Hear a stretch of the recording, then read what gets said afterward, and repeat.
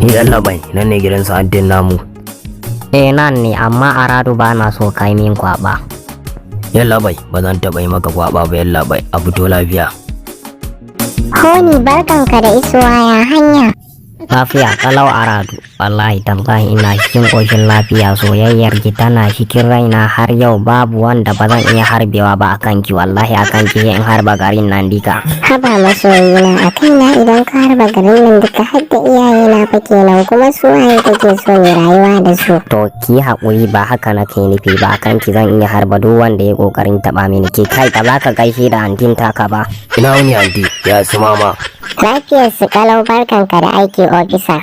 Yawwa ya isa haka, bana so ki kika yin magana da wani katon ba tare da ni ba. Yawa Hubbi na ya ce ya gaji da hiwacen da nake yi, ya ce in zaɓi guda ɗaya a cikin samarina, ni kuma kai na zaɓa, wai ma ka turo.